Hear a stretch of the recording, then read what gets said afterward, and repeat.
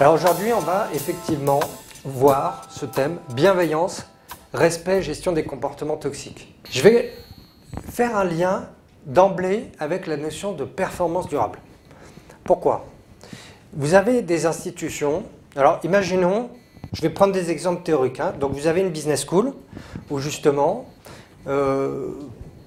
c'est plutôt, on va dire, pépère. Ça existe encore. Donc, je dirais que globalement, les gens, quand vous allez les voir, ils vous disent tout va bien, il n'y a pas trop de tension, il n'y a pas trop de charge de travail. Bon, comme on est plus ou moins dans une forme de grande qualité de vie au travail, il n'y a pas de gros conflits. Et puis on a un management qui est plutôt cool. Bon, mais qu'est-ce qui se passe? On manque de performance opérationnelle. C'est-à-dire qu'on nous laisse tellement tranquille quelque part que ce qui s'est passé au fur et à mesure des années, c'est qu'on a du mal à être dans l'efficacité. Là, dans ce type de situation, quel va être le risque pour l'institution? C'est de rentrer dans le risque de crise économique. C'est-à-dire que là, finalement, il y a de la qualité de vie au travail, mais elle se fait au détriment de l'efficacité. Et à un moment donné, du coup, l'organisation ne s'adapte plus à l'environnement. Pourquoi je vous dis ça? On peut avoir des tensions, du manque de respect qui va être lié à ça. C'est-à-dire qu'on va avoir une difficulté qui est qu'il y a des gens dans cette institution qui vont quand même essayer de bien faire leur travail. Mais comme il n'y a pas de management de la performance, quand ils font bien leur travail, est-ce qu'ils sont récompensés? Non. Et quand les autres ne font rien, est-ce qu'on leur dit quelque chose? Non. Voire même à qui on refile les dossiers de merde. Vous me comprenez? Voilà. Mais c'est des exemples théoriques, on est d'accord. Deuxième situation. Imaginons, vous avez une nouvelle équipe de management qui arrive, là, qui dit on va redresser la barre. Parce que là, le manque de performance, c'est quand même le combat mondial, tout ça, donc il faut y aller. Donc là, performance opérationnelle, un maximum. Il faut que ça bosse, il faut être efficace en permanence.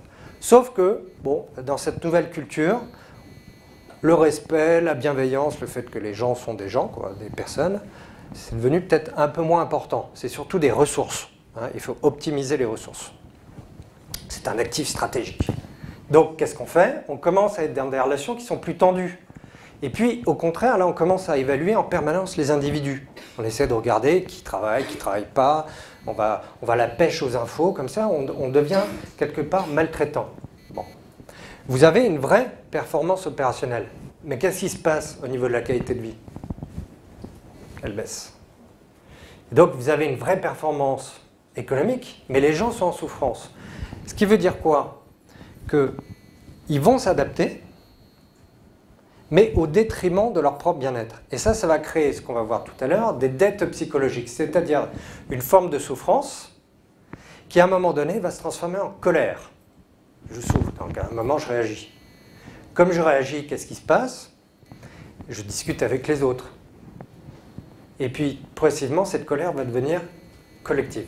C'est-à-dire que ça va devenir une colère partagée, et les dettes psychologiques vont se transformer en rumeurs. Et là, vous allez voir que ce qui va se passer, c'est qu'il va y avoir une dynamique paranoïaque de groupe. C'est-à-dire que dans le collectif, on va dire qui est responsable. Qui est responsable de cette souffrance? Qui est le méchant? Et donc, toute la dynamique relationnelle va tourner autour de qui est le méchant. Donc, on va chercher le bouc émissaire. Ça peut être le patron de l'institution. Ça peut être les chefs de service, ça peut être quelqu'un dans son service, mais en tout cas la dynamique fondamentale qu'on va avoir, ça va être une dynamique du bouc émissaire. Comme on va rentrer là-dedans, qu'est-ce qui va se passer? On va avoir un risque de crise sociale, c'est-à-dire que soit vous allez avoir une baisse quelque part de l'efficacité parce que les gens sont malades ou vont baisser en productivité, soit il y a des départs, soit carrément il peut y avoir une grève, il peut y avoir du présentéisme, c'est-à-dire que les gens sont là mais travaillent moins. Oui, ça va se transformer progressivement en mouvement social. Il peut y avoir une minorité active qui commence à embêter la direction. Vous voyez, il va y avoir un phénomène collectif pour lutter contre cette difficulté qui est ressentie par les personnes. Donc on va avoir une crise économique qui va être liée à cette crise sociale. Et là, le risque, c'est de tomber dans quoi? Risque de disparition ou de dilution. C'est-à-dire que tout d'un coup, il y a une crise sociale ou une crise économique. Comme on n'a pas bien fait l'accompagnement de cette situation, ça perdure. Donc du coup, il n'y a plus beaucoup de leviers. Et là, j'ai envie de dire, parfois on m'appelle et on me dit, ça serait bien de faire une démarche, quand on est là-dedans. Et je dis, bon, on est plutôt sur l'intervention de la dernière chance, parce que là, les leviers sont quand même assez compliqués. Pourquoi? Parce que plus on est là-dedans, plus on va non pas chercher les marges de manœuvre sur comment on fait en sorte que ça aille bien, on va chercher surtout qui est responsable. Qu'est-ce que je suis en train de vous dire? On ne peut pas s'attendre à ce qu'il y ait de la performance si on n'arrive pas à gérer ces problématiques de relation au travail et derrière de qualité de vie au travail. Pourquoi? Parce que les deux vont ensemble. Pourquoi c'est important d'avoir ça en tête? Généralement, qu'est-ce qu'on me dit? Surtout au niveau des décideurs. On fera ça quand on a le temps. Vous voyez, c'est un sujet qui est considéré comme périphérique, le fait que ça se passe bien entre les personnes, la vie au travail, la santé psychologique au travail, tous ces sujets-là sont considérés comme après le business. La réalité, c'est que les deux vont ensemble. C'est impossible d'avoir une performance durable si on n'arrive pas à avoir cet équilibre entre bien-être et efficacité. Ça, c'est vraiment le créneau qu'on essaie de défendre au niveau de nos interventions. Qu'est-ce que le respect au travail? Quand on réfléchit à cette notion de respect au travail, parce que souvent on dit, bon, tu manques de respect, mais on n'est pas très clair sur ce que ça veut dire. Si on prend l'étymologie du terme, hein, c'est vraiment un contrat. Le respect, c'est un contrat qui est souvent d'ailleurs implicite dans nos rapports. Hein, donc moi, je nomme ça un contrat psychologique. Alors, si on regarde concrètement au travail, le contrat psychologique entre une personne et un collectif, il va être sur trois choses. Un, quand je viens travailler, j'ai envie quand même qu'on respecte mon intégrité physique et morale. C'est-à-dire qu'implicitement, je ne m'attends pas à ce que les bâtiments s'écroulent ou qu'on me tape dessus quand je n'ai pas bien fait mon travail ou qu'on me harcèle. C'est-à-dire que quand je parle de respect, ça inclut cette notion d'intégrité de la personne. Et dès que ce contrat est rompu, je sens de l'irrespect. Deuxième notion de ce contrat, tout ce qui est règles, politesse, considération. C'est-à-dire que oui, quelque part on a des règles sociales qui sont basées sur l'objectif de dire tu es une personne, je te reconnais comme telle. J'arrive le matin, on me dit bonjour. Si on ne me dit pas bonjour, qu'est-ce qu'on est en train de me dire socialement? Tu n'existes pas. Et c'est extrêmement important, surtout d'ailleurs dans la culture latine, de respecter ces codes. Et puis le troisième point, c'est la reconnaissance. Et on verra qu'il y a beaucoup de choses autour des relations, du sentiment de respect, des conflits qui sont autour des dettes de reconnaissance. On ira en approfondissement sur cette notion. Alors, sur la reconnaissance, je dirais qu'il y a plusieurs choses. Un, on reconnaît ma position sociale. Typiquement, ça peut arriver dans une famille. Hein. Vous savez que, bon, je suis ton père, tu me respectes. Ouais, qu'est-ce qu'on a? Je dis ça, j'ai 2 filles. Bon, qu'est-ce que je suis en train de dire? J'ai une position, il y a une hiérarchie, tu la respectes. Ouais, tu respectes ma position sociale. Combien de fois il y a des conflits parce que quelqu'un n'a pas respecté le rôle de l'autre? Ouais, derrière, c'est la reconnaissance de la position sociale qu'on met des fois beaucoup de temps à avoir et avec beaucoup d'efforts. Donc, on a quand même envie que les autres la respectent. Sa contribution. Bon, ben voilà.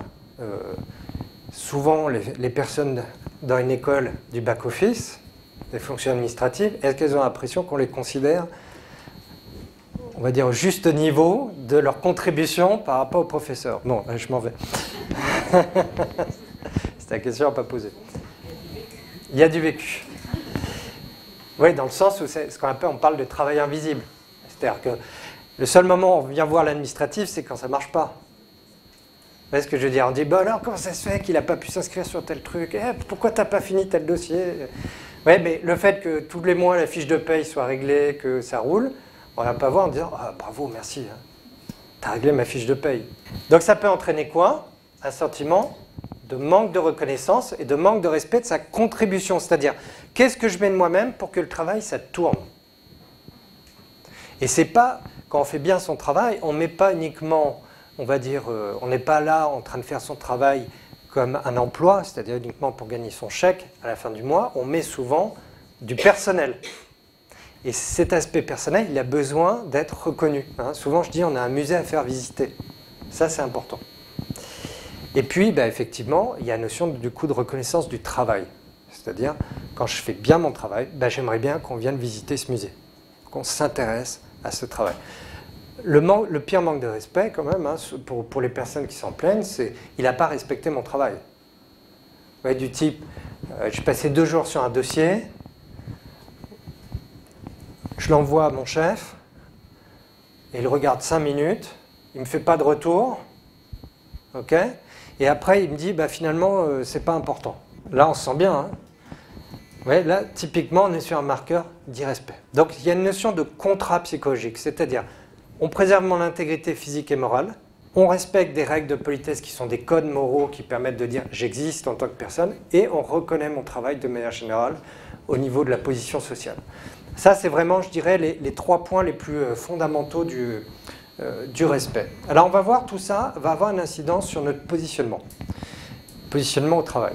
Je vais vous donner une petite matrice. Je vous donnerai quelques exemples, encore une fois, complètement théoriques, sur un positionnement dans cette matrice. J'ai croisé 2 choses. C'est une matrice que j'utilise régulièrement dans les entreprises. 2 dimensions. La première dimension, c'est l'engagement. Vous allez voir, il y a un lien avec le respect. Hein. Donc, plus je suis engagé, plus je m'attends à ce qu'il y ait du respect. Vous voyez, il y a un lien très fort entre les deux. Si j'en ai rien à faire de l'endroit dans lequel je suis, je vais être beaucoup moins sensible aux marques d'irrespect. Donc l'engagement va avoir un impact. Qu'est-ce que c'est l'engagement? C'est un lien émotionnel. Souvent, on n'est pas très clair là-dessus. C'est quoi l'engagement? C'est le fait de vivre des émotions pour quelque chose, pour quelqu'un. Si je passe devant cette bouteille, bon, a priori, elle ne me suscite aucune émotion. Bon, sauf que là, j'ai très soif, donc elle peut en susciter. Mais a priori, vous voyez, elle n'est pas dans mon champ de conscience, il n'y a pas d'engagement. Quand je suis engagé positivement, je vais être sur le plaisir, l'enthousiasme, sur des émotions plutôt positives. Okay? Donc là, ça va être plutôt l'engagement fort. Un engagement faible, ça va être quoi? Je suis frustré, je suis énervé, je suis en colère, ou je suis ennuyé. Vous voyez, il y a quand même de l'émotion, mais c'est plutôt sur un versant négatif. Ah, donc ça veut dire quoi? Si on prend un lien avec le couple, par exemple, quand vous êtes en train de vous engueuler dans le couple, il y a encore de l'engagement. A priori, c'est pas complètement fini. Ouais, c'est plutôt bon signe. Le jour où vous regardez comme ça, vous dites, bon, là, vous êtes dans la phase de désengagement, vous voyez. Donc si vous engueulez, c'est bon signe. Voilà. Donc, souvent, c'est ce que j'explique aux anglo-saxons, je leur dis, quand les Français râlent, c'est qu'il y a de l'engagement. On va croiser ça avec l'employabilité. Qu'est-ce que c'est l'employabilité? C'est le sentiment d'être désirable et utile pour son marché ou pour son entreprise. C'est-à-dire, j'ai le sentiment que si je pars, par exemple, à Grenoble Management School, je vais trouver du boulot facilement. Et 2, j'ai l'impression que ce que je fais moi, de manière générale, c'est extrêmement utile pour l'institution. Vous voyez, c'est-à-dire qu'en interne, j'ai le sentiment que ce que je fais, c'est une bonne contribution, que c'est utile. Donc quand je suis là-dedans, je vais me sentir employable. Pourquoi je vous dis ça? Imaginons un prof qui arrive, je vais prendre plusieurs exemples. Un prof qui arrive, un jeune prof. Bon, alors a priori, il se sent extrêmement employable. Bon, il arrive, il a toujours rêvé de travailler à Grenoble Management School. Donc il arrive, il est extrêmement engagé. C'est magnifique, le campus, les montagnes, il est ravi. Donc là, il va être en extra rôle. Ça veut dire quoi? Il est en train de marcher dans les couloirs, là. Bon, imaginons qu'il y a des étudiants qui, par hasard, ont jeté pour une fois un papier par terre. Il le voit, là, qu'est-ce qu'il fait? Il ramasse. Est-ce que c'est dans sa fiche de poste? Non, il le fait. On lui dit, tiens, il y aura une réunion pédagogique transversale à 19h demain, est-ce que tu peux le faire? Oui, oui, il n'y a pas de problème. Ce n'est pas forcément dans sa fiche de poste, c'est une réunion de travail, il va le faire. Il est en extra rôle. C'est-à-dire qu'il est prêt à faire naturellement beaucoup plus que ce qu'il y a dans son contrat de travail. Pourquoi? Parce qu'il fait les choses par plaisir. Il est en motivation intrinsèque, c'est-à-dire qu'il fait les choses parce que ça a un sens pour lui.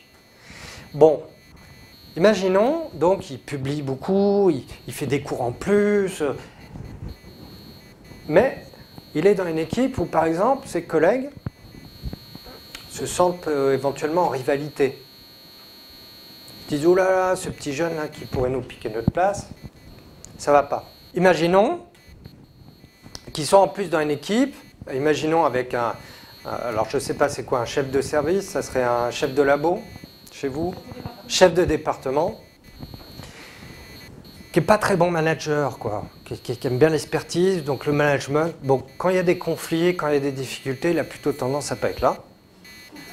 Il y a beaucoup de conférences à l'étranger. Donc il est dans une équipe qui n'est pas terrible, quoi, en termes de respect. Là, je vous prends que des exemples théoriques, hein, mais d'accord. Bon. Donc il bosse comme ça, comme un malade, il fait les autres. Et puis en plus, qu'est-ce qu'il voit? Il voit que ses collègues, quand ils ne bossent pas, bah, ça ne change pas grand-chose, quoi. Alors, à la fin de l'année, il a quand même un entretien annuel d'évaluation. Hein. Mais son chef de département lui dit, bon, écoute, j'ai pas le temps, est-ce qu'on peut faire ça par mail parce que je suis encore à Tokyo, là, donc... Alors, il sent quand même qu'il commence à avoir quelques petits symptômes de burn-out. Mais tout le monde s'en fout.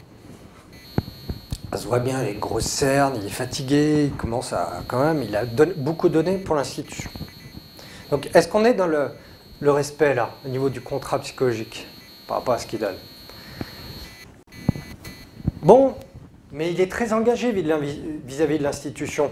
Okay, ça dure 1 an, 2 ans. S'il continue sur le même rythme-là, qu'est-ce qui va lui arriver? Burnout. Alors, première option, il pète les plombs. C'est-à-dire, entre ce qu'il a donné et ce qu'il a reçu, il y a un tel décalage que son système limbique, son cerveau émotionnel, là, il est en permanence sous tension. Ça va générer des dettes de reconnaissance. On y reviendra. Des dettes psychologiques qui, à un moment donné, vont se matérialiser au niveau physiologique dans le cerveau. C'est-à-dire que ça peut arriver, hein, même dans un couple, ça peut arriver, vous pouvez avoir un burn-out quand vous êtes une maman aussi, c'est le décalage entre votre engagement émotionnel et ce que vous recevez en retour. Hein. Moi, le burn-out, je le définis comme ça, il y a plusieurs définitions, mais celle qui me semble la plus claire, c'est un engagement émotionnel qui est maintenu trop longtemps d'un environnement toxique qui n'apporte pas de reconnaissance. Première option. Deuxième option, il est très employable, qu'est-ce qu'il fait? Il va voir ailleurs s'il y est. Donc il s'en va et l'institution a perdu un talent. Troisième option, alors ça nécessite quoi? Qu'il se soit désengagé.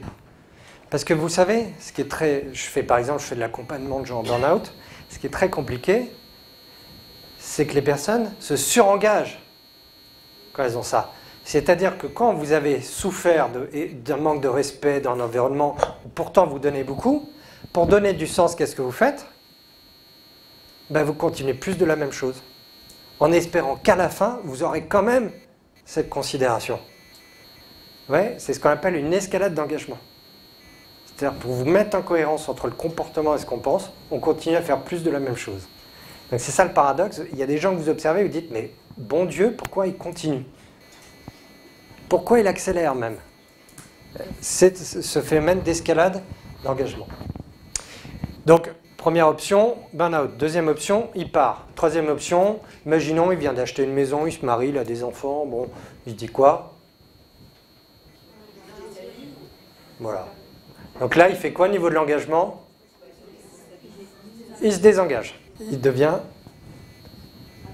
mercenariat. Alors je dis, vous voyez, mercenariat, hein, je ne dis pas mercenaire, parce qu'il ne l'est pas forcément naturellement, et on peut être en mercenariat à un moment donné de manière tout à fait adaptée. Ça veut dire quoi? Il est en train de marcher, là.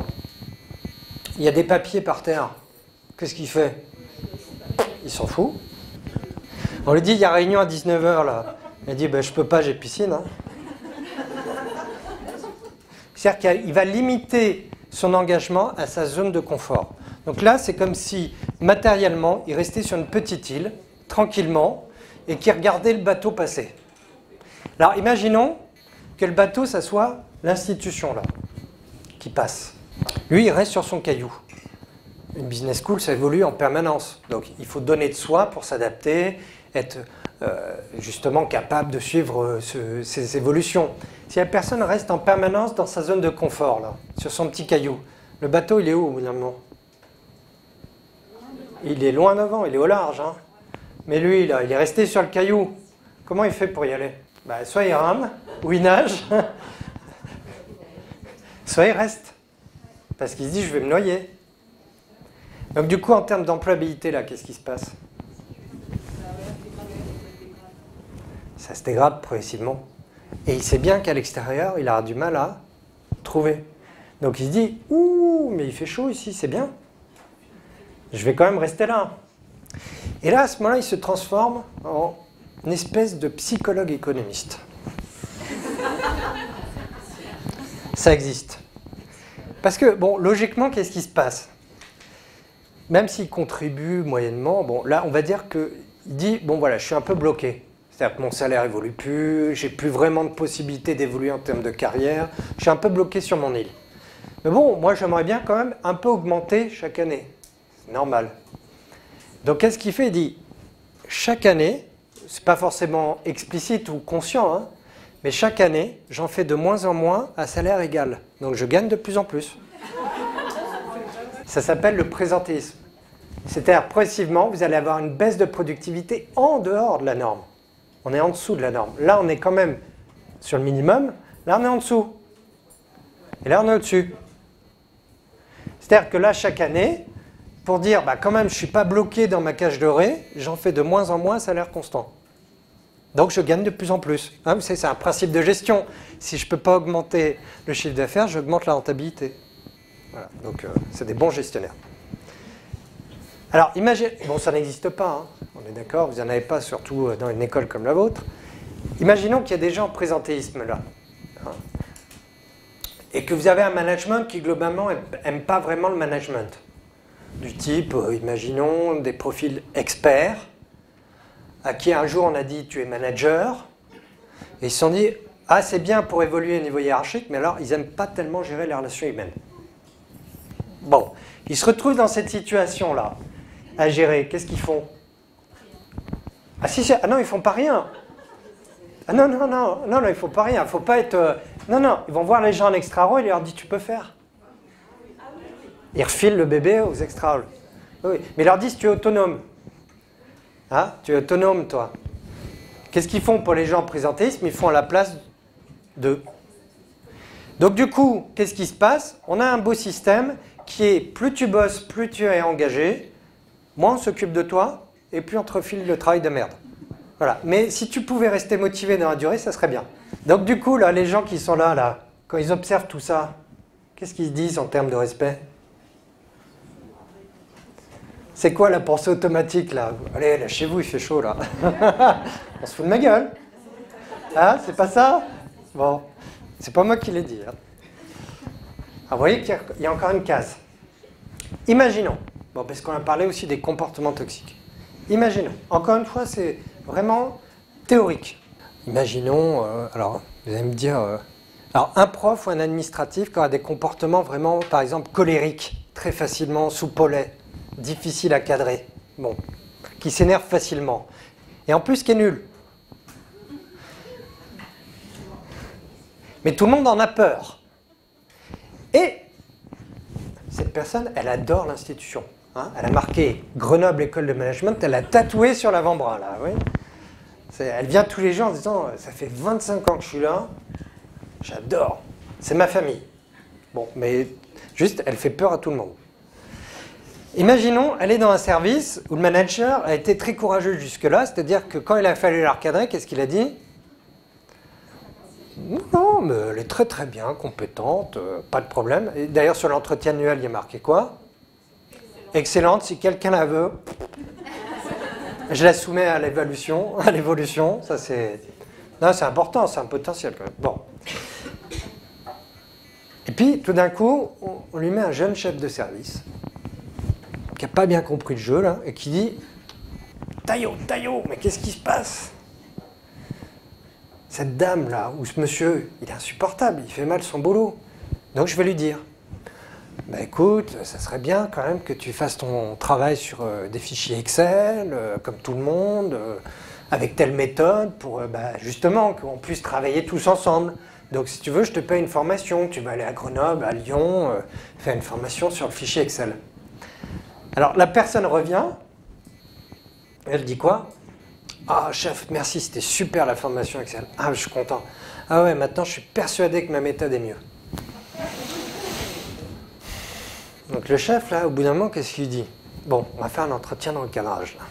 Alors il y a ça qui va pas, ça qui va pas, ça qui va pas. Et en fait, tout ce qu'on devait lui dire depuis 25 ans, on lui dit en une fois. Donc là, elle se dit, mais avant, là, ils m'ont toujours dit que ça allait bien. Pourquoi lui, tout d'un coup, tout va mal? Oh, je sais ce que c'est, ça. C'est du harcèlement. Allô les délégués du personnel, vous pouvez m'aider parce que là, ça va pas du tout, hein, mon chef, il est en train de me harceler.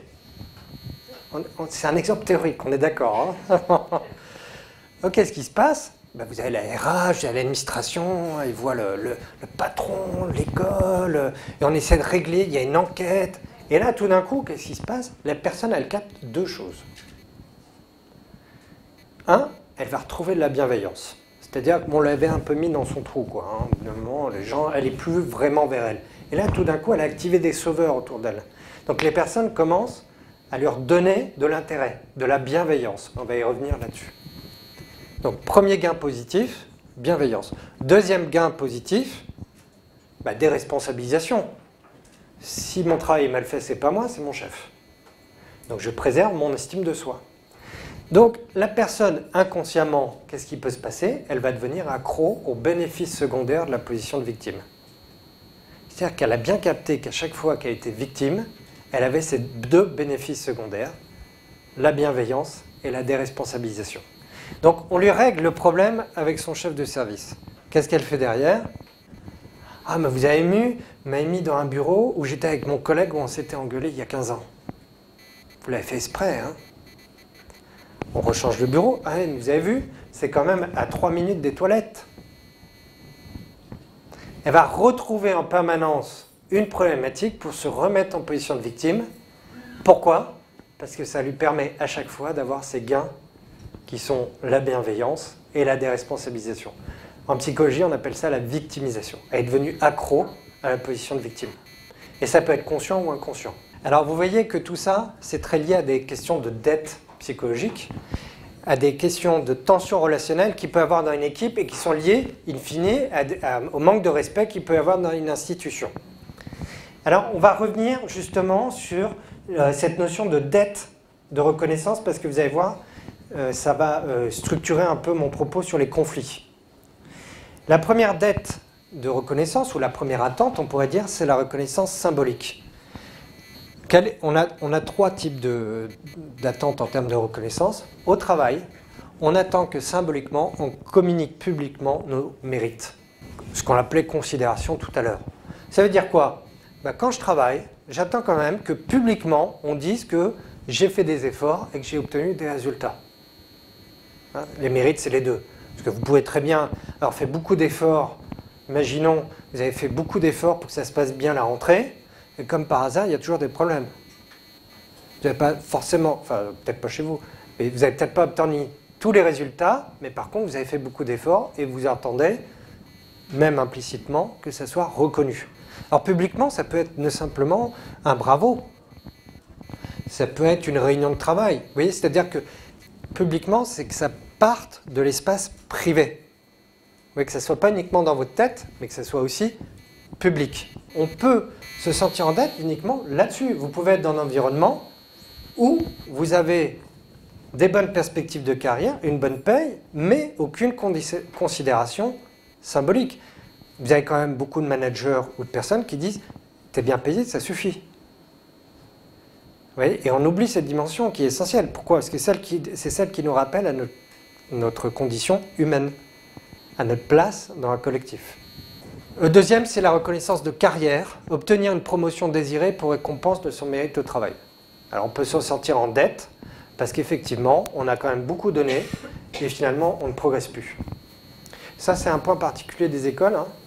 C'est qu'à un moment donné, ça devient difficile de pouvoir évoluer quand ça fait longtemps qu'on est dans une école, et j'ai eu souvent des conflits ou des difficultés relationnelles à gérer dans ce type d'institution, parce qu'il y avait un problème de dette de carrière.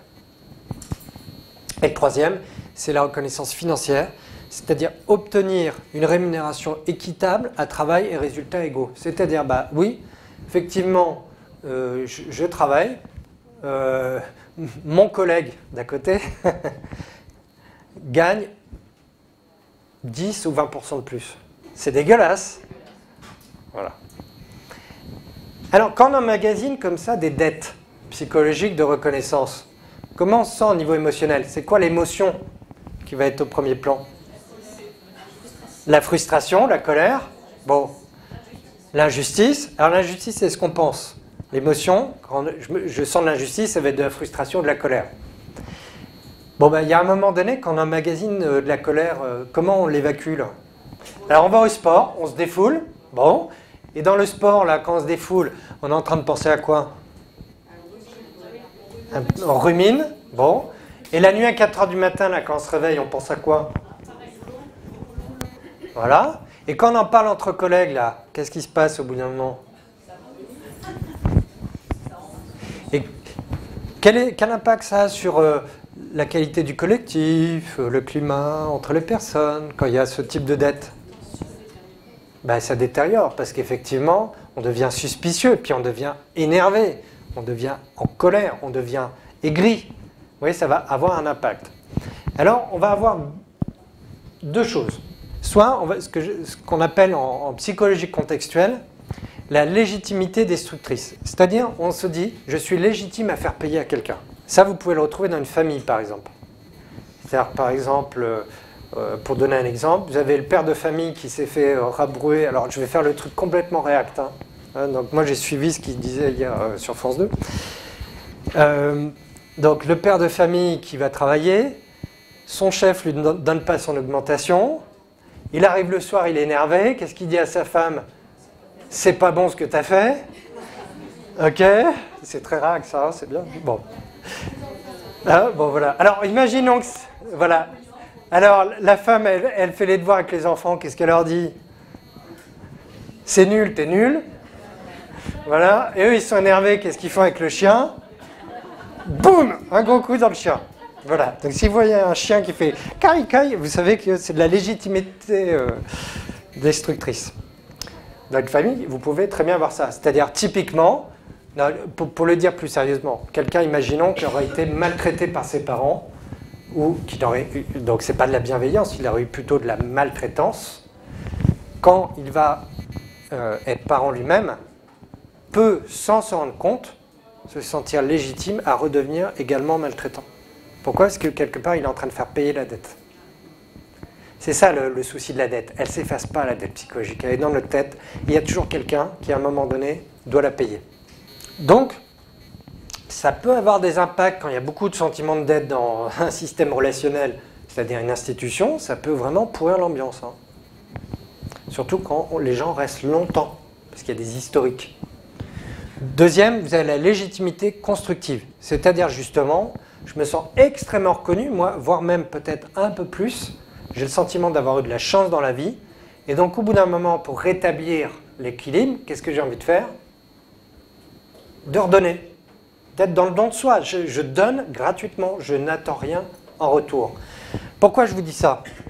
Plus on génère de la justice, du respect, plus naturellement, on génère de la bienveillance. Pourquoi? Parce que les gens, quand ils ont reçu beaucoup, ils sont prêts dans le don de soi. On va le voir tout à l'heure, la bienveillance, ce n'est pas uniquement d'être neutre, c'est-à-dire je ne veux pas ne pas faire mal à l'autre. C'est une intention de faire du bien à l'autre.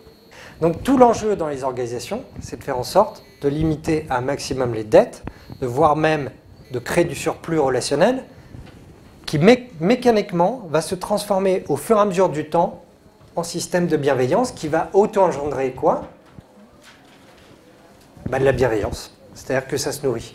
Mais quand on commence à rentrer dans un cycle de dette psychologique, on va créer quoi?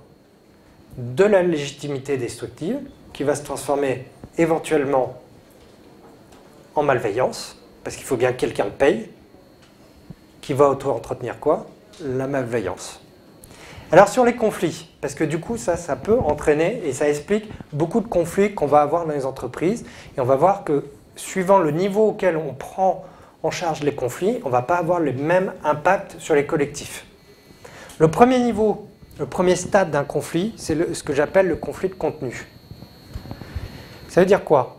On est en conflit avec une personne parce qu'on n'est pas d'accord sur le contenu. Tiens, on doit se mettre d'accord sur la manière de travailler là-dessus, on n'est pas d'accord sur la manière de travailler ou sur l'objectif, ou sur la manière d'atteindre l'objectif. Si je suis en face de quelqu'un qui est un peu énervé parce que justement son mari ou sa femme lui avait dit le jour d'avant que ce qu'il avait fait à manger n'était pas bon. Non. Ce jour-là, il est mal luné. Quand je lui fais une remarque sur le contenu, pas sur la personne, il se braque parce qu'il est sur la défensive au niveau émotionnel. Bon. Alors j'essaie de le faire comprendre, et au bout d'un moment, qu'est-ce qui se passe? Plutôt que de clarifier ce sur quoi on n'est pas d'accord, on fait monter quoi? L'émotion. C'est-à-dire on ne s'écoute plus, on n'est plus dans l'empathie. Donc plutôt que d'essayer de se dire, ah, tiens, comment je fais, c'est quoi le problème exactement? On est sur, ben alors, bon, arrête de faire ta tête de mule, on fait comme ça et puis point. On quitte la table, là on est comment? En colère. Ça, c'est la vie de tous les jours dans l'entreprise. C'est-à-dire que le premier niveau, c'est des désaccords de contenu, des conflits de contenu. Ça se règle super simplement en faisant quoi? Il y en a un des deux, voire les deux, qui sont suffisamment, on va dire, dans le recul pour clarifier le désaccord. On prend une feuille de papier, on dit, bon alors concrètement, sur quoi tu n'es pas d'accord, sur quoi tu es d'accord? Parce que quand on regarde dans le détail, on va voir aussi sur quoi on est d'accord et on va retrouver naturellement des marges de manœuvre pour la négociation. Donc là, ce qui est important, c'est clarifier le désaccord pour trouver des solutions. Alors imaginons avec cette personne, ça fait une fois, 2 fois que vous travaillez ensemble, et à chaque fois systématiquement, vous êtes en désaccord. Là, on va appeler ça un conflit de relation. Ça veut dire quoi un conflit de relation? Ça veut dire qu'à chaque fois que vous devez travailler ensemble sur n'importe quel type de contenu, ça se finit toujours de la même manière. C'est-à-dire en désaccord. Pourquoi? Parce que c'est plus le contenu le problème, c'est la relation. Qu'est-ce qui s'est passé? Vous êtes dit, finalement dans ce type de situation, on se dit, il faut que j'arrive à prendre une position de domination sur l'autre. Là, l'objectif, c'est de surtout pas travailler sur le contenu, mais au contraire, de désamorcer l'escalade relationnelle. C'est-à-dire de dire, voilà, typique, séquence toute simple, ça fait 3 fois qu'on travaille ensemble, à chaque fois ça se passe mal. Qu'est-ce qui se passe entre nous? Vous voyez, parler de la relation. C'est-à-dire on arrête de parler du contenu, on va aller sur la relation elle-même. Ça va, c'est clair? Si on ne fait pas ça, qu'est-ce qui se passe au niveau de la dette psychologique? Elle a tendance à augmenter quand on ne se sent pas reconnu par l'autre et qui vous énerve de plus en plus, là? De plus en plus. Donc au bout d'un moment, la légitimité destructrice, là, elle augmente. C'est-à-dire qu'on a envie de faire payer à l'autre. Ça devient même un peu de la haine, ou quelque chose de plus fort. Et là, on va rentrer dans ce que j'appelle l'hyper-conflit. C'est-à-dire que là, l'enjeu n'est plus de prendre, on va dire, d'avoir le lead sur l'autre, c'est de détruire l'autre. Pourquoi? Parce que la relation avec l'autre nous est devenue insupportable. C'est-à-dire que d'être en relation avec l'autre, ça me crée une telle dette psychologique parce que quand une dette psychologique elle n'est pas payée, qu'est-ce qui se passe? On le paye dans notre corps et en termes de burn-out. Hein. Moi je vois quand les gens sont en dette psychologique, soit c'est intériorisé, vous allez le voir sur des mouvements psychosomatiques, hein, même du type cancer, parce que ça va casser le système immunitaire, ça va abîmer le corps, soit ça va abîmer le cerveau, et comme par hasard les personnes vont faire des crises de panique, des dépressions, des burn-out. Vous voyez, ça va se matérialiser plutôt par l'aspect psychique. Donc, à un moment donné, notre système de survie, c'est quoi? Ben, on se dit, il faut que je détruise l'autre. Pour m'en sortir, il faut que je détruise l'autre. Pourquoi? Pour détruire la relation, qui est devenue toxique pour moi. Donc, pourquoi je vous dis ça? À ce stade, l'objectif n'est pas, à ce moment-là, de réparer la relation. Ça, c'est une erreur stratégique. Mais de faire en sorte que les personnes se séparent de manière pacifique. Pourquoi? Parce qu'il faut acter que la relation est devenue toxique pour les 2 personnes. Et l'enjeu, c'est de dire, ok, vous vous séparez, mais vous ne le faites pas en vous détruisant mutuellement. Donc on est plus dans une position de négociation que de médiation. Alors que vous voyez par exemple sur les conflits de relations, on va être beaucoup plus dans de la médiation. Dans une bonne culture du respect, on est capable, et on le verra sur des dispositifs, d'intervenir beaucoup plus en amont. Pourquoi c'est important? Quand on laisse ce type de conflit perdurer, au bout d'un moment, comme on se sent attaqué par l'autre, et ce qui est vrai, puisqu'il y a des attaques des 2 côtés, qu'est-ce qu'on fait? Eh bien, on va activer des sauveurs. Chacun va activer un clan. À quoi on voit qu'il y a un hyper-conflit en train d'arriver? À l'intensité émotionnelle. C'est-à-dire que dans le discours, quand vous entendez les personnes, on n'est plus que sur du subjectif et de l'émotionnel. Il n'y a plus rien de concret. Et le deuxième, c'est qu'il y a une contagion dans l'organisation. C'est-à-dire que progressivement, il y a des clans qui se forment autour des protagonistes. Ceux qui sont pour, ceux qui sont contre. Ceux qui sont contre, ceux qui sont pour. Et donc, si on laisse perdurer, ça va créer un conflit qui devient structurel. C'est-à-dire que vous avez deux collectifs, éventuellement, qui sont en conflit les uns avec les autres. Donc, si on laisse perdurer, ça peut même devenir ce que j'appelle un conflit structurel, c'est-à-dire qu'il y a des organisations ou des services, ça fait 10 ans qu'il y a ce conflit-là, qui s'est structuré initialement autour de 2 personnes et qui a structuré la dynamique à l'intérieur de ce service. Et là, ça devient coton de pouvoir le faire parce que à chaque fois qu'on est attaqué par l'autre, ça génère quoi? De la tension et puis une dette. Et quand vous avez accumulé de la dette, la seule chose qui va permettre à un moment donné de vider cette dette, c'est le pardon. Qu'est-ce qui fait qu'on arrive à vivre? Vous avez tous connu des dettes psychologiques. Avec vos parents, vos conjoints, avec vos entreprises. Qu'est-ce qui fait que vous arrivez à vivre? C'est le pardon.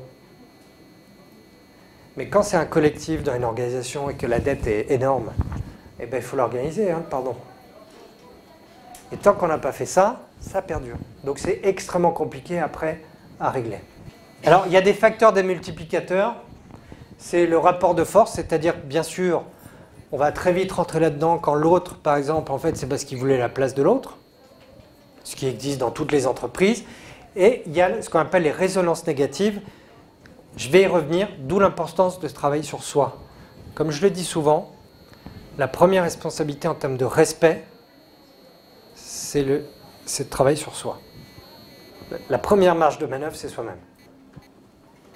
Parce qu'on peut être générateur de résonances négatives ou positives. Alors, juste pour reprendre ce que je disais tout à l'heure, sur le lien avec la bienveillance, on est d'accord que la maltraitance, c'est une intention de conséquences négatives. Il y a bien cette notion déjà, a priori, de maltraitance. Maltraitance, c'est-à-dire, voilà, je vais traiter mal quelqu'un. J'ai une intention. On peut être maltraitant, c'est différent que la maltraitance. Vous voyez, on peut l'être de manière maladroite. Oui, ben à ce moment-là, il faut plus parler de maladresse. La maltraitance, c'est vraiment une intention négative de nuire à quelqu'un. Il y a la neutralité, on n'a pas d'intention, mais a priori, il ne faut pas être très engagé vis-à-vis de l'autre. C'est-à-dire quelque part, l'autre n'est pas dans votre champ psychologique, il n'existe pas. Bon, c'est ce qui garantit une certaine neutralité. La bienveillance, c'est une intention de faire du bien à l'autre. Ça, c'est très important de le comprendre. Parce que souvent, dans ce qu'on entend sur la bienveillance, on est sur une espèce de neutralité, en fait, quand on regarde. Non, non, là, on est dans l'intention de conséquences positives pour l'autre. C'est-à-dire, je me soucie de l'autre, je m'attache à l'autre, j'ai de la compassion, j'ai de l'empathie. Quand je fais les choses, je pense à l'autre. Je sais que ça peut avoir des conséquences et je vise les conséquences positives. Donc, encore une fois, ça nécessite quoi? Que le moteur il soit plein en termes de reconnaissance. Parce que si vous êtes dans la bienveillance, mais que vous vous sentez en permanence en dette, qui va payer? Ben vous et l'autre, au bout d'un moment. Qui a connu ça? Vous étiez super sympa tout le temps, et en fait vous étiez en dette, et au bout d'un moment vous explosez. Vous voyez ce que je veux dire? Dans sa famille ou en entreprise, je donne, je suis dans cet espace de bienveillance, j'ai l'impression d'être quand même en dette. Bon, tant que je tiens physiquement ou psychologiquement, ça va, et puis un jour, qu'est-ce qui se passe? Soit je m'écroule, soit j'explose. Et les autres, ils disent quoi? Je ne comprends pas.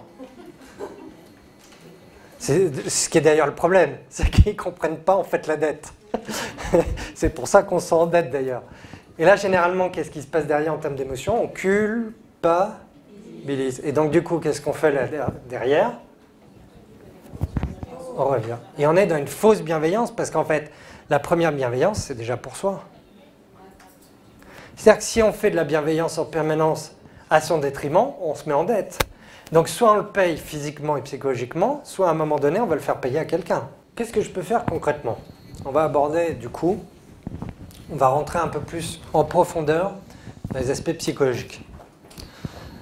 Globalement, pour moi, il y a deux axes pour générer une culture de la bienveillance. On pourrait même dire un cycle de la bienveillance. Premièrement, prendre soin de soi. Pourquoi? Parce que si je ne remplis pas le moteur, comment je peux donner? Travail sur nombre. On y reviendra. Je vais décrire un peu ça. Et puis après, il y a clarifier les règles collectives de respect. Il y a la dimension individuelle, mais il y a aussi la dimension collective. C'est-à-dire, dans mon organisation, qu'est-ce qu'on fait concrètement pour que quand il y a des marques ou des manques d'irrespect, ça soit traité et régulé? Pourquoi? Parce que si c'est collectivement pas traité, tout le monde va faire ses devoirs, quelque part, il va travailler sur lui, mais au bout d'un moment, s'il n'y a pas de règle collective, c'est un peu comme les vélos qui circulent et il n'y a pas de règle collective. Hein? Non, voilà. J'étais à Zurich ce week-end, je peux vous dire, il y a une vraie différence de circulation. Hein. Bon. C'est très différent. En même temps, qu'est-ce qu'ils apprennent dès la petite enfance à l'école? Le premier devoir du citoyen, c'est d'être dans le respect. Ils l'apprennent à la maternelle. Donc ça change quand même. Hein. Ce que j'ai pu observer, c'est quand même des choses incroyables. C'est-à-dire que vous allez dans les villages, je ne vous dis pas qu'il faut devenir zurichois, hein, mais il y a aussi des inconvénients. Mais quand même, vous allez dans un village, vous avez le fermier qui va mettre ses produits bio devant sa ferme, il repart à la ferme, il y a un petit bol où vous mettez l'argent parce qu'on dit voilà combien ça coûte, et les gens mettent l'argent. C'est-à-dire, premièrement, personne ne pique la caisse. Et deux, les gens prennent le produit et mettent l'argent exact. Et j'étais là, il faut mettre un panneau, quoi. Français, ne vous approchez pas à moins de 10 mètres. Moi, je chantais la tentation, j'étais là, c'est pas possible, c'est gratuit. Il y avait ma culture, là, vous voyez. Mais j'ai réussi à résister. J'avais fait allemand première langue, ça m'a aidé.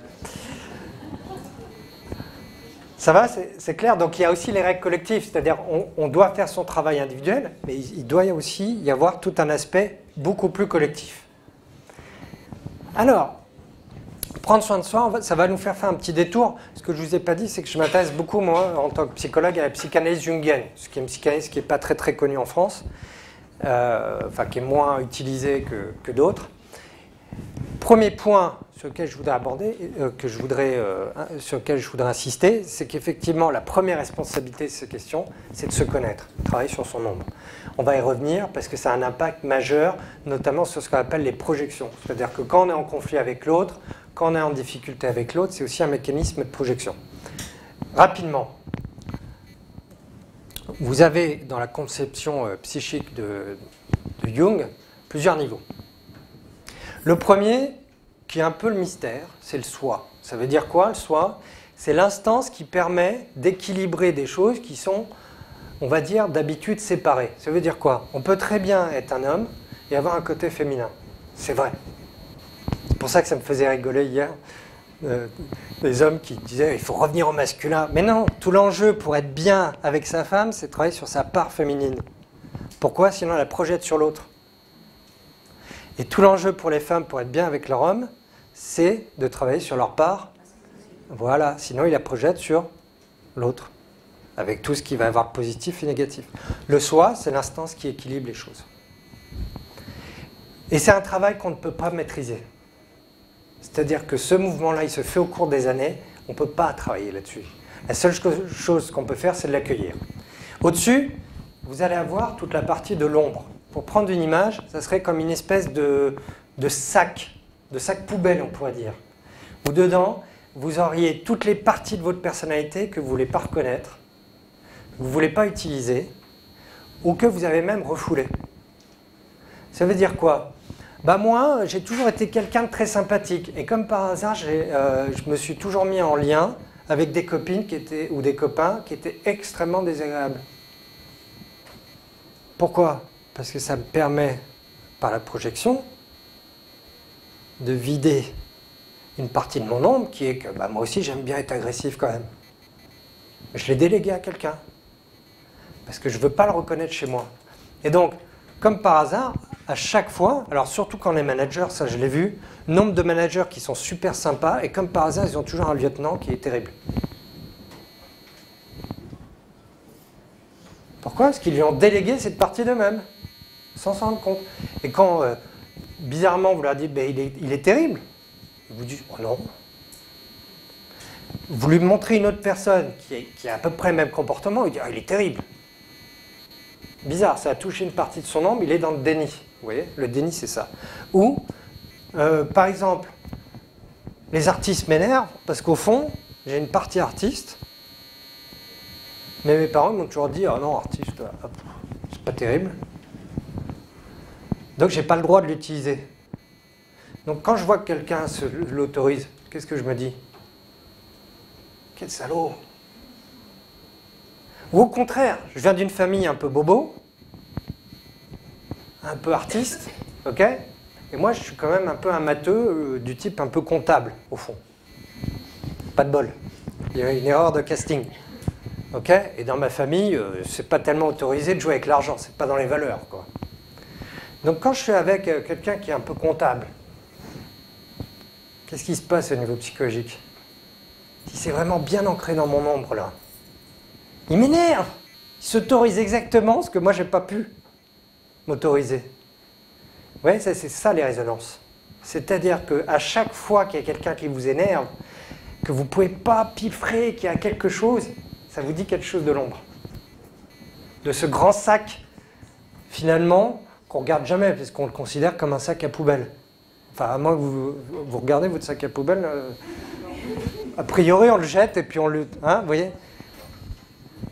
Donc ça, c'est très intéressant d'avoir ce point-là en tête. Et puis après, effectivement, vous avez la conscience, le truc simple, c'est-à-dire, voilà, mes forces, mes qualités, c'est-à-dire ce qu'on croit. C'est-à-dire, en conscience, on peut se dire, oui, non, j'ai jamais voulu être dans la compta. Puis le gars, quand vous analysez ses rêves, vous vous rendez compte que c'est rempli de compta. J'avais une avocate, elle était avocate, pour vous donner un rêve un peu compliqué, et son rêve, à elle, c'était d'être enfermée dans la maison familiale, dans la nature, et son sentiment, c'est de pouvoir jamais en sortir. Elle n'arrivait pas à en sortir. Qu'est-ce qu'elle était en train de dire? Elle était enfermée dans les règles familiales, et les règles familiales, c'était quoi? C'était de surtout pas être avocate. Et cette personne, elle vous dit, ah, je me sens pas bien en ce moment, je me sens en burn-out. Elle était en conflit entre ce qu'elle était en train de faire et ce qu'elle pensait avoir le droit de faire vis-à-vis de ses parents. Et ce qui était intéressant aussi, c'est surtout, elle déniait quelque chose, c'est qu'elle adorait la nature. Elle avait besoin de nature. Et dans ses rêves, son ombre lui rappelait que non, elle n'était pas faite pour la ville. Et qu'elle était en train de vivre une vie qui ne lui correspondait pas. Elle pouvait être avocate, mais à la campagne. C'est ce qu'elle a fini par faire d'ailleurs. Et comme par hasard, elle n'avait pas à faire d'enfant, elle a réussi à en faire un. Donc vous voyez quand même que quand je vous parle des mouvements que ça peut avoir dans le corps, ça bloque les choses. Hein. Et le personnage, ou on dirait la persona, qu'est-ce que c'est? C'est le moi social, c'est-à-dire c'est le personnage que je veux montrer aux autres. Donc typiquement, si je viens d'une famille bobo, je vais montrer un personnage bobo.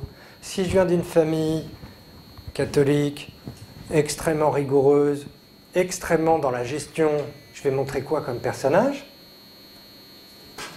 Gestionnaire, voire même le dirigeant. Je l'ai dit ça. Et ça, c'est très intéressant parce que vous allez avoir 3 impasses sur ce lien entre persona et ombre. La première impasse, ça va être l'identification totale à sa persona. Donc la personne, elle vous dit quoi? Moi, c'est la rigueur. Oui, la personne surjoue son rôle. Quand je fais un boulot, c'est de la perfection. Il faut que ça aille au bout. Elle est psycho-rigide. C'est du perfectionnisme.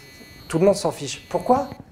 C'est pas lié aux autres. Elle est en lutte avec elle-même pour ne pas reconnaître son ombre. Et se dire qu'au fond d'elle-même, c'est peut-être quelqu'un qui aimerait bien être un peu cool et tranquille, ça lui est juste insupportable. Pourquoi? Parce que le sac poubelle, il est plein. Donc si elle ouvre un peu, qu'est-ce qui se passe? Ça déborde. Donc qu'est-ce qu'elle fait toute la journée? Elle le referme. Et alors elle fait des tours. Hein. Vous avez déjà connu ces personnes-là qui sont psychorigides dans leur rôle. Pourquoi? Parce que ça a une fonction psychologique qui est de fermer le sac poubelle. Donc là, est-ce que c'est des gens qui sont agréables dans la relation? Est-ce qu'ils sont souples? Qu'est-ce que ça va entraîner dans la relation avec les autres? Des tensions. Qu'est-ce que ça va? Est-ce que c'est des personnes qui vont faciliter de la bienveillance? On peut mettre tous les codes moraux, on peut mettre toutes les démarches respect au travail qu'on veut. Si ces personnes n'ont pas travaillé sur leur ombre, qu'est-ce que ça va avoir comme effet? Elles vont continuer d'empoisonner la relation avec les autres. Et elles-mêmes, elles s'empoisonnent. Il y a souvent un impact. Donc ça, c'est la première impasse, c'est de s'identifier complètement à son personnage. Vous l'avez chez les dirigeants. Il y a des dirigeants. Là, en ce moment, j'ai un dirigeant en coaching. Les gens, ce qu'ils me disent, c'est « je ne sais jamais ce qu'ils pensent ». Il est tout le temps nickel et autres, mais les gens ne savent pas ce qu'ils pensent. Donc, quelle est la conséquence? Les gens ne savent pas comment rentrer en relation avec. Et comme c'est le chef, et qu'il instaure ces choses-là dans ce comité de direction, ça instaure quoi? Une espèce de faux relationnel dans le comité de direction, qui entraîne quoi? Des impasses relationnelles qui vont se retrouver dans les décisions de l'organisation. Et du coup, au niveau de l'ambiance, comment ça se passe dans sa boîte? C'est pourri. Et le gars, il sourit toute la journée. Et vous dites, pourquoi? Il s'est identifié complètement avec son personnage. Et alors, ce qui était intéressant, par exemple, quand on lui fait faire un petit jeu en dehors de son personnage, on voit qu'en fait, il n'a pas envie d'être leader. Il n'a pas envie, mais lui-même ne se le reconnaît pas. Oui, il n'est pas dans le souci de soi, c'est-à-dire il ne va pas aller sur son besoin, il va aller sur le moi idéal. Sans doute enfermé dans la demande de ses propres parents. Il ne faut pas sous-estimer quand même justement ce qu'on peut nous renvoyer dans le moi idéal qui fait qu'on se sent obligé d'être. Deuxième impasse, s'identifier seulement à l'ombre. Alors ça, c'est la perversion. Là, je dirais qu'on n'a pas du tout de personnage ou de moi idéal ou d'ego ou de règles sociales, c'est je fais en fonction de mes pulsions.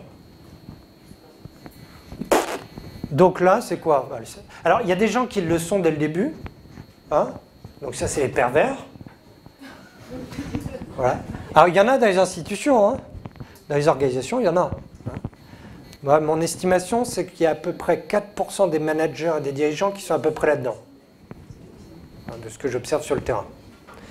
Et puis, il y a des gens qui le deviennent, qui pètent les plombs. Et là, ils ouvrent le sac, et alors là, il y a tout qui sort. Et là, quel est le risque? Ben, il n'y a plus de limite. Il n'y a plus de limite. Là, c'est... Parce que c'est quoi la perversion? C'est de se dire que les règles, c'est pour les autres. Pourquoi? Parce que dans la tête de quelqu'un qui est pervers, c'est les faibles qui respectent les règles. Donc la fin justifie les moyens. Donc si moi, je veux obtenir quelque chose et t'écraser, je le fais. À quoi on repère cliniquement quelqu'un qui est dans la perversion? Il n'a pas de culpabilité. Autant quelqu'un qui est psychorigide est très agi par la culpabilité, justement. Autant quelqu'un qui est dans cette impasse a du mal à identifier en quoi c'est un problème. Non, non, mais celui-là, je l'ai harcelé, il a fini par faire une crise cardiaque, il a failli passer, mais c'est parce qu'il bossait mal. C'est les discours que j'ai. Hier, il y avait un DRH un peu comme ça, manipulateur, qui m'expliquait « Oui, non, mais les syndicats, c'est assez simple à gérer, on les harcèle, comme ça, ils craquent, et après, le jeu social, ça se passe bien. » La fin justifie les moyens. Vous voyez, là, eux, le problème, c'est qu'il faudrait qu'ils aient un peu de persona, de moi social. C'est-à-dire, on vit en collectivité, donc on est dans une impasse là-dessus. Donc, je ne vous dis pas que ça n'a pas d'utilité, vous voyez, il faut un équilibre entre les deux. Autre impasse, c'est les personnes qui passent de l'un à l'autre. Un peu les bipolaires, hein, instabilité émotionnelle. C'est exactement ça. Vous avez des personnes qui, toute leur vie, alors ça c'est très drôle, par exemple, vous le voyez sous l'effet de l'alcool. Vous savez, la personne qui est hyper psychorigide, et puis alors elle boit un peu, là, c'est waouh. Là, c'est... Sentez que derrière, hein, le sac est rempli, quoi. Qu'il faut le vider. Enfin. Et puis hop, tout de suite derrière, le lendemain, c'est comment? Bon, sauf si ça a été filmé, c'est compliqué. Hein, mais ouais, vous avez des personnes qui vont alterner en permanence ces positions. Elles n'arrivent pas, comme si elles n'arrivaient pas à intégrer les deux. Vous voyez, donc quelque chose qui est sain. C'est soit l'un, soit l'autre. Bipolaire. Donc là, quel est le problème? C'est qu'on va avoir des personnes qui sont instables émotionnellement. Donc qu'est-ce qui se passe? Il y a un moment donné, dans la relation, ça se passe bien. C'est peut-être un peu rigide, et puis il y a des moments, c'est tout foufou. Il n'y a plus de limite. Et c'est tous les 6 mois, ça change. Donc la résonance, c'est quoi? C'est quand il y a des projections croisées comme ça, qui se matérialisent par un sentiment de rejet ou d'attraction de forte intensité émotionnelle. Alors autrement dit, ça veut dire quoi? Une résonance, ça se repère au fait que, tiens, je croise quelqu'un, je suis en relation avec quelqu'un, au bout de 3 secondes, qu'est-ce que je me dis? Oh, il est génial. On dit, vous savez, c'est un peu... Qui a fait des colos? Des colonies, non? Vous avez, des colos de vacances. Vous savez, au bout de 3 secondes, vous étiez copain avec quelqu'un, vous ne savez pas pourquoi. Comme par hasard. Ouais, ça fitait, quoi. C'est une résonance positive. Pourquoi? Parce qu'il y a une espèce de projection croisée. Quelque part, la personne, elle est peut-être liée à une partie de votre ombre que vous n'utilisez pas, et elle réciproquement. Et puis d'autres, et donc on va rentrer dans la fascination, ce qui est souvent le cas d'ailleurs dans le rapport amoureux. C'est pour ça que je fichais un peu du truc sur les hommes. C'est-à-dire que, oui, ce qui est important, pourquoi l'homme, généralement, il va tomber amoureux d'une femme qui va correspondre comme par hasard à sa mère.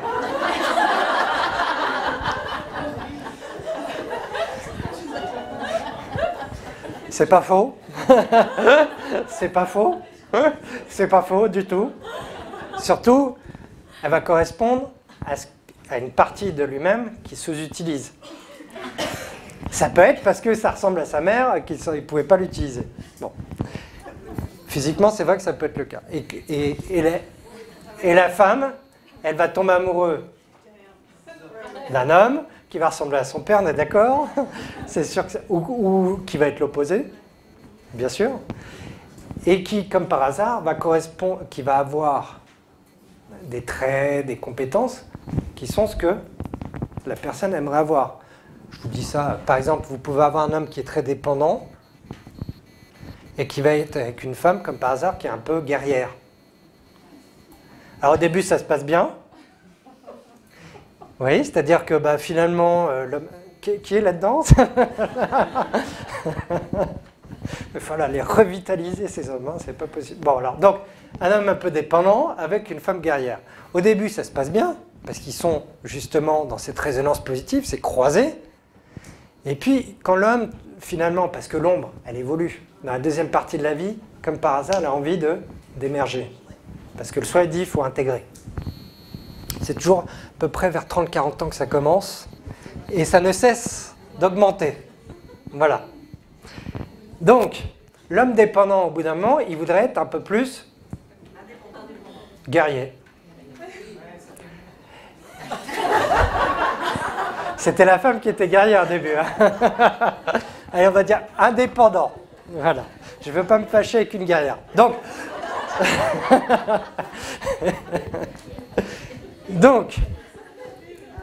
au début, ça va. Ils sont dans la fascination réciproque.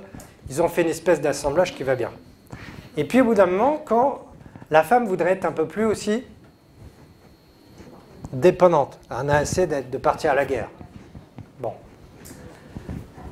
Alors, s'ils ne se comprennent pas là au début, quand ils se regardent, qu'est-ce qui se passe dans la relation au niveau émotionnel? Les qualités qu'on aimait chez l'autre, ça commence à être des... Voilà, et on commence à lui reprocher.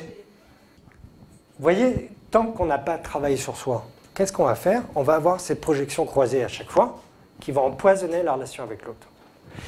Alors, dans l'entreprise, ça vous arrive, à un moment donné, vous travaillez avec quelqu'un et au bout de 3 secondes, vous ne pouvez pas le piffrer?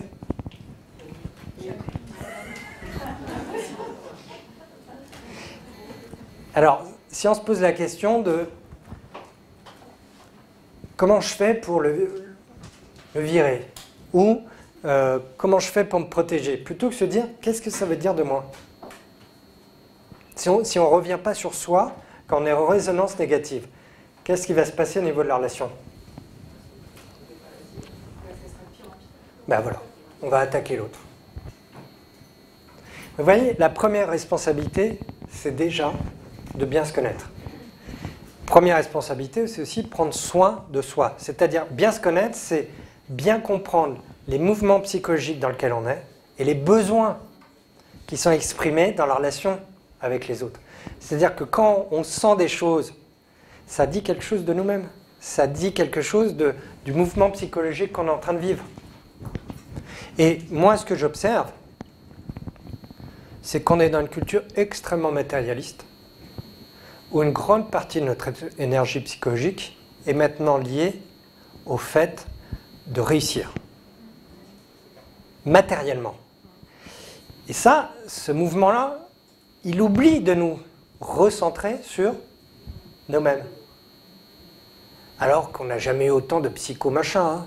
Je veux dire, il y a des magazines de partout, mais on est beaucoup sur des recettes. Si je fais ça, alors le bonheur. Et finalement, la connaissance de soi pour essayer de se comprendre, notamment à travers la relation qu'on a avec les autres, c'est pas tellement développé. Alors je vous pose quelques petites questions. Je vous en ai mis quelques-unes, ça sera dans les slides que je vous enverrai, pour vous aider à vous réapproprier votre ombre. Au sens, commencez déjà à se poser des questions. Première question, quels sont les côtés les plus flatteurs de votre persona, de votre rôle social, ceux que vous aimeriez voir reconnus par les autres? Il y a peut-être quelque chose que vous adorez dans votre personnage, et quelque part, plus vous le savez, plus vous savez que vous risquez de vous identifier à ce personnage. Et puis peut-être même que vous trouvez qu'il n'est pas assez reconnu. Qu'est-ce que ça veut dire de vous? Ouais, je suis quelqu'un qui a tendance à extrêmement bien faire mon travail. Ok? J'adore ce côté-là. Et par contre, je trouve que c'est jamais suffisamment reconnu. Mais en fait, les autres s'en foutent. Pourquoi? Parce que c'est du pur perfectionnisme et que le 10% que vous faites en plus n'est pas perçu. Mais vous, ça vous gêne, ça dit quelque chose. C'est extrêmement important pour vous. Deuxième question, quelles sont les discussions que vous ne supportez pas, que vous fuyez systématiquement? Est-ce qu'il y a des trucs quand vous êtes à un dîner, en relation avec les autres, des choses que vous ne supportez pas? Si on vous parle de sexe, si on vous parle d'argent, si on parle de voiture, de politique, voilà. Il y a des gens, ça va être l'argent par exemple.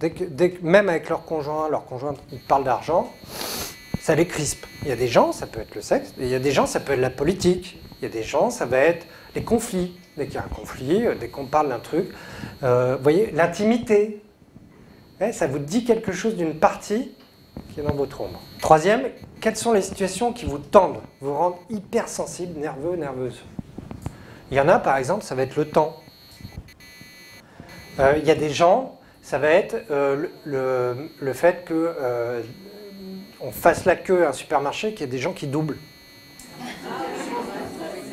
Les gens, ça les énerve à un point, ils sont prêts à prendre un marteau et à taper sur tout le monde, quoi.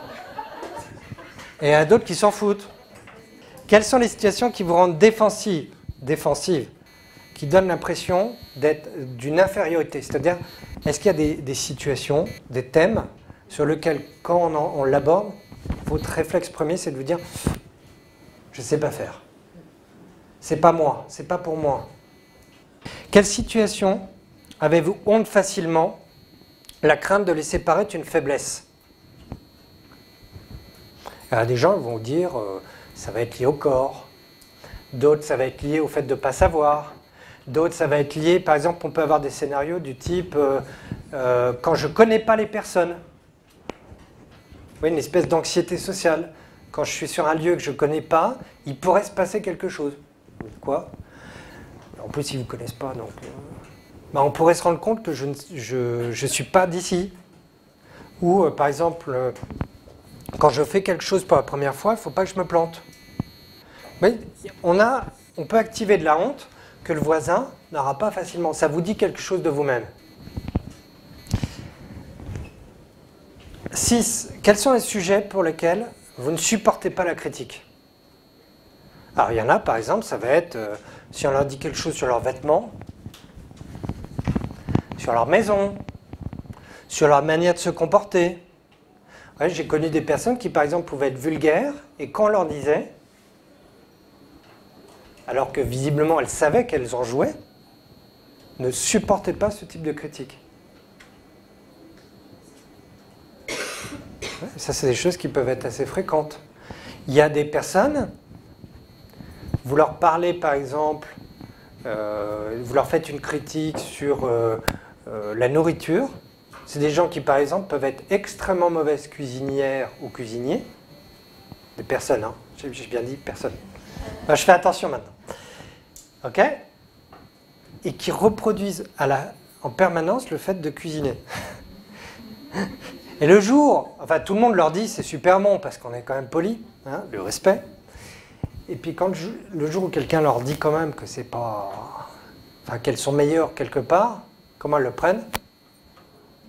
Super mal. C'est comme s'il y avait un truc derrière. Vous voyez que c'est pas la cuisine. Il y a un autre enjeu. Et au contraire, est-ce qu'il y a des compliments que vous ne supportez pas? Ça, c'est très intéressant. Si on vous dit, par exemple, tu es belle, tu es beau, comment vous le prenez? Voilà, il y a des gens qui vont mal le prendre, qui ne vont pas supporter qu'on puisse leur envoyer une image positive. Ou, je trouve que tu es intelligent, intelligente. Qu'est-ce qu'ils vont faire? Ils vont avoir tendance à minimiser. Ça dit quelque chose de même. Oui. Le fait d'accepter ou pas un compliment est un très bon indicateur de ce qu'il y a derrière. Et puis dernière, quel type de personne vous ne supportez pas? Qu'est-ce qui dans cette personne vous indigne, vous énerve? Ça dit quelque chose de vous, c'est le plus gros marqueur. Qu'est-ce que ça la touche en vous? Ouais, ça c'est la première question pour la bienveillance. Il y a remplir le réservoir, prendre soin de soi, se poser la question de ce qu'il y a derrière, de nos besoins réels, de cette dimension psychologique qui nous accompagne. Mais c'est aussi, quand je rentre très facilement en conflit avec quelqu'un, qu'est-ce que ça dit de moi? Au fond, qu'est-ce que je ne supporte pas chez lui qui dit quelque chose de moi? Ça me fait penser à un couple d'associés, d'avocats. Ils ne sont pas toujours faciles, les avocats. Il y en a un qui bosse de manière très difficile, qui est plutôt pris par, vous voyez, le personnage, qui est vraiment dans l'avocat traditionnel, qui fait des 12-13 heures par jour, 14 heures. Et l'autre qui est un peu plus par son ombre, qui joue beaucoup au golf, qui a beaucoup de stagiaires, qui s'amuse bien, quoi. Bon. Et les deux, au début, sont copains. Bizarrement. Et ils deviennent associés, comme par hasard. Et puis, au fur et à mesure du temps, qu'est-ce qui se passe?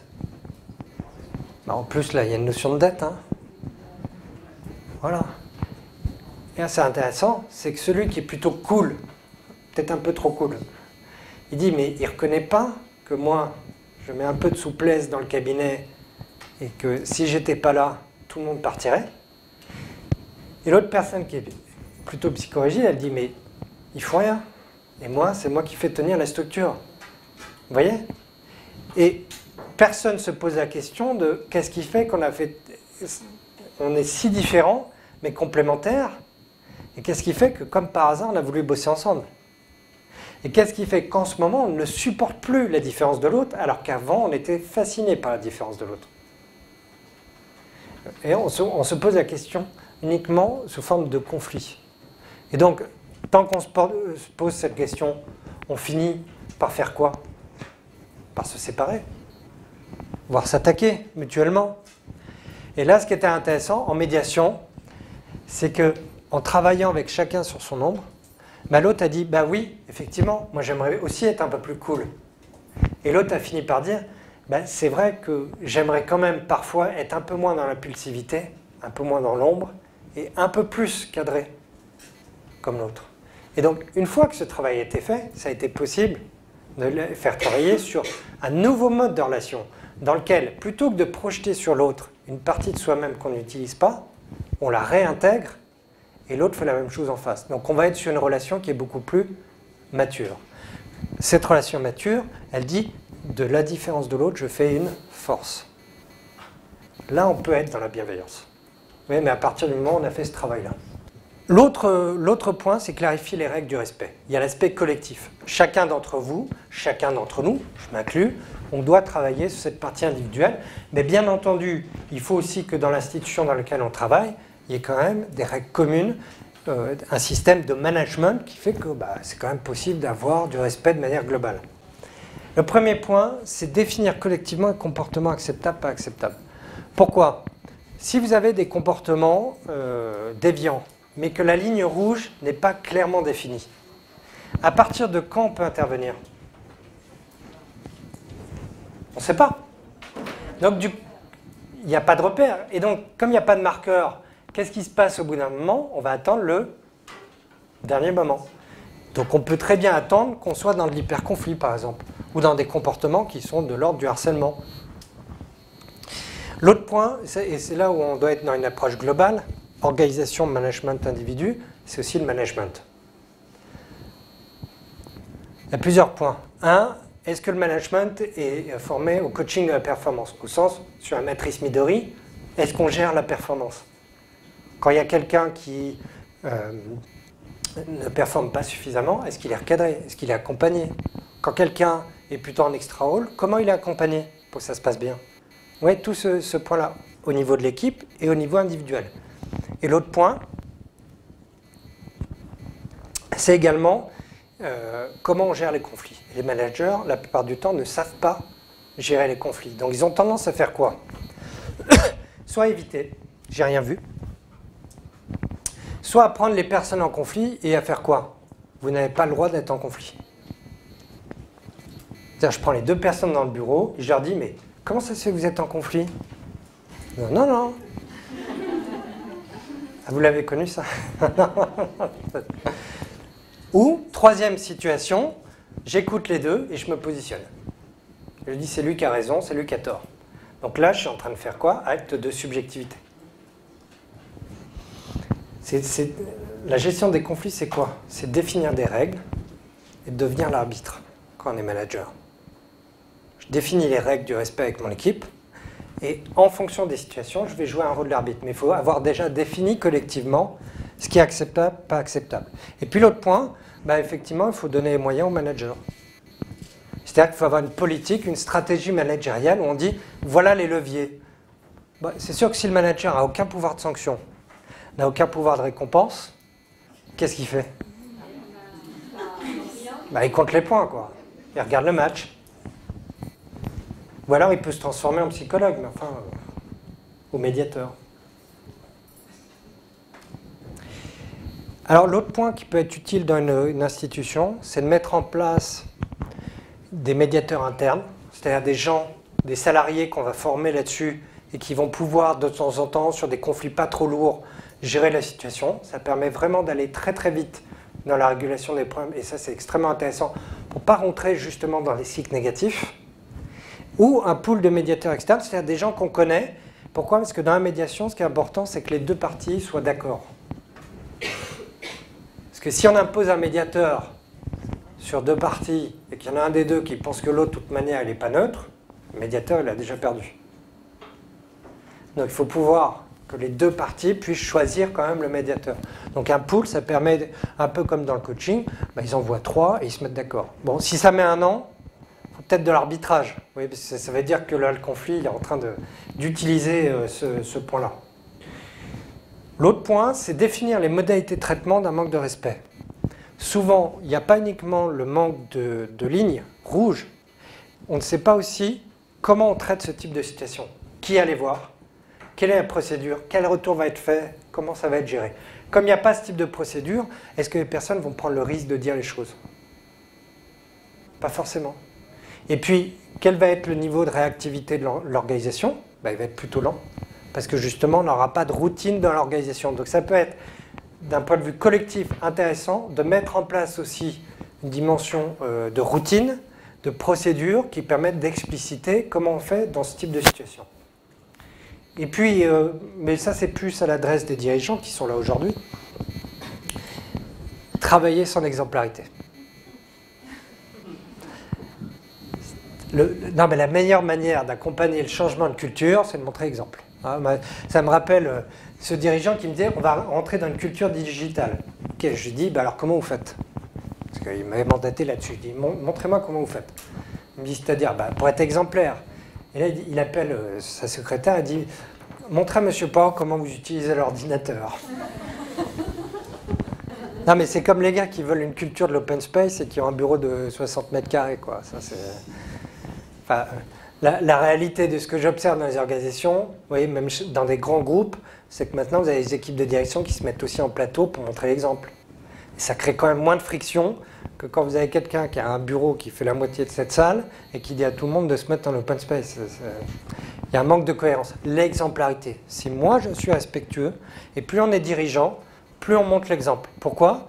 Parce qu'un dirigeant, la différence entre un manager et un dirigeant, c'est qu'un dirigeant devient symbolique dans son comportement. Vous voyez, ils sont d'accord. Un manager, il fait faire. Un dirigeant, il fait être. C'est-à-dire que son comportement indique ce qui est autorisé ou pas dans l'organisation.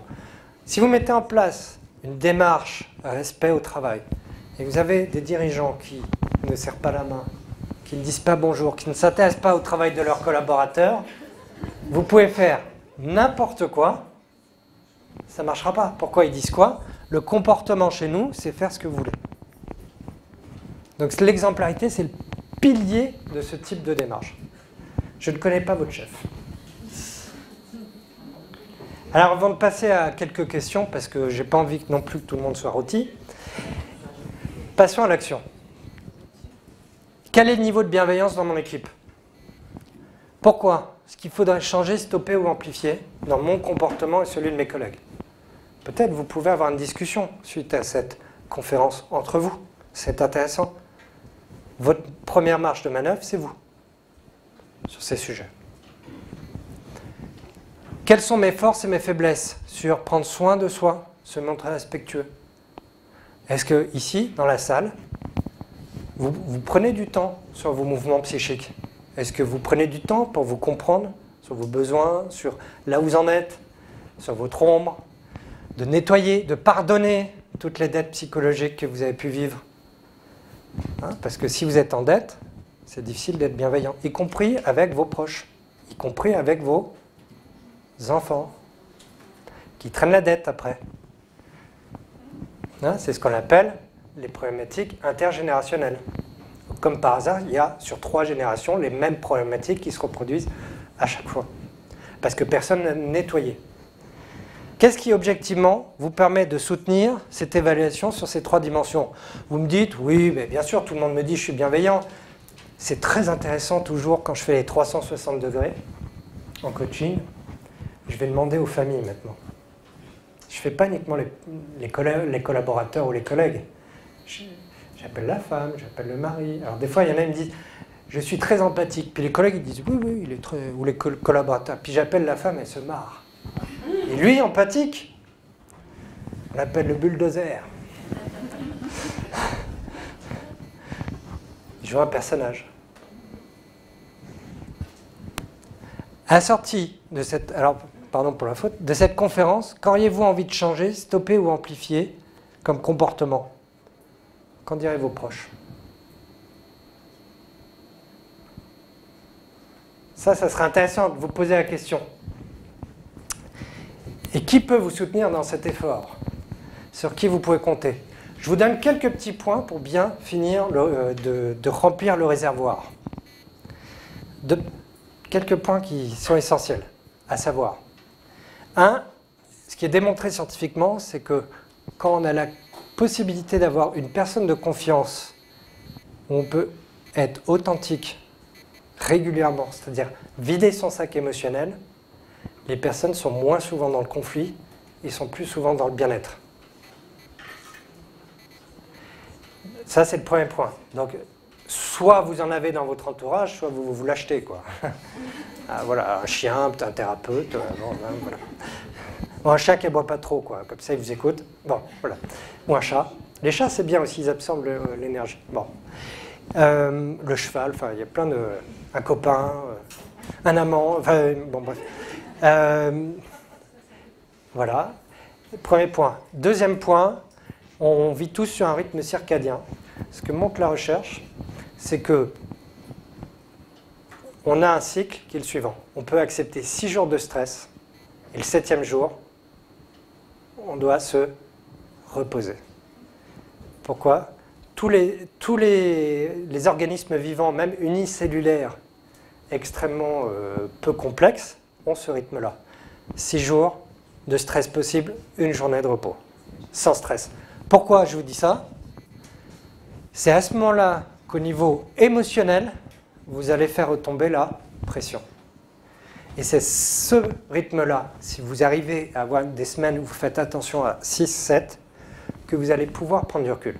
Si vous êtes dans des situations dans lesquelles, en permanence, 7 jours sur 7, même positivement, vous avez du stress, même si vous prenez du recul, qu'est-ce qui va se passer ?